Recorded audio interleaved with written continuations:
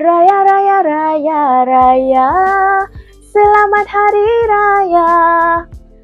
Musim raya ni memang meriah. Tapi kalau kita tak bersedia, boleh jadi stres tau. Bayangkan 2.2 juta kenderaan bersusun balik kampung nanti.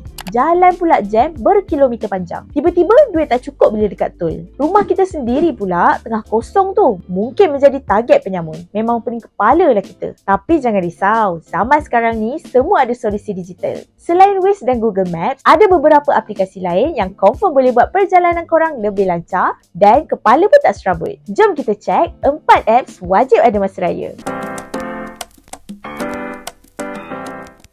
Kalau balik kampung lalu Plus Highway, My Plus TTA memang wajib ada. Aplikasi ni macam Waze tapi versi lebuh raya sebab dia boleh tunjuk kamera CCTV sepanjang highway. So, korang boleh cek keadaan trafik secara real time, nak elak sesak atau cari jalan alternatif. Yang lagi best, apps ni siap bagi ramalan kesesakan ikut waktu perjalanan yang korang pilih. Tak payah dah kita nak redah jam buta-buta, boleh plan awal. Kalau korang sign up, ada extra benefits tau. My Plus TTA ni akan bagi notifikasi live kalau ada insiden dekat highway dan yang paling best, ada peluang menang hadiah sempena raya, voucher hotel RM2,500 untuk pemenang utama dan kredit Touch 'n Go RM100 untuk 50 pemenang sagu hati. Kalau ada kecemasan, tekan je butang sos, terus boleh request bantuan daripada Plus Ronda. So sebelum gerak, jangan lupa install My Plus TTA ni dulu tau. Balik kampung ni memang seronok, tapi hati tak boleh tenang kalau rumah kosong ditinggalkan tanpa pengawasan. Inilah gunanya VSP dari PDRM. Aplikasi ni membolehkan korang untuk maklumkan kepada polis yang rumah korang kosong masa musim raya. Bila buat laporan dalam apps ni, pihak polis akan ronda kawasan rumah lebih kerap. So, boleh mengurangkan risiko pecah masuk. Apps ni bukan setakat boleh buat laporan, tapi boleh hantar gambar, video, koordinat GPS dan terima amaran keselamatan kalau ada insiden dekat kawasan korang. Pada tahun 2023, lebih 6,800 orang guna apps ni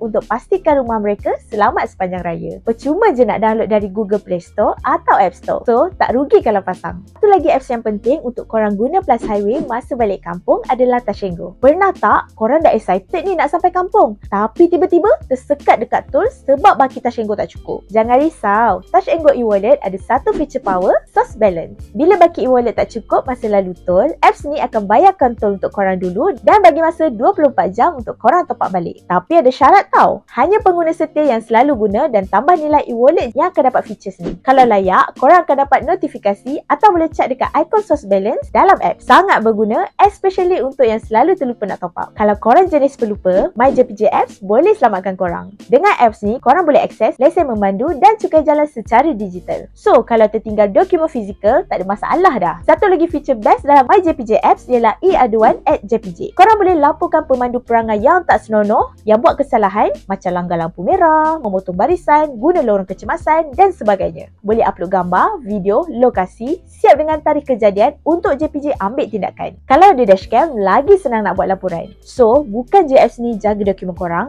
tapi boleh bantu jadikan jalan raya lebih selamat. So, sebelum balik kampung tu, pastikan 4 aplikasi ni dah ada dalam telefon korang. Guna teknologi dengan bijak supaya perjalanan raya lebih selamat dan lancar. Dan kalau nak lebih banyak info tentang kewangan yang santai dan bermanfaat, jangan lupa subscribe ke channel Direct Lending Pakar Pinjaman Anda. Kita jumpa lagi dalam perkongsian seterusnya. Selamat balik kampung dan selamat Hari Raya!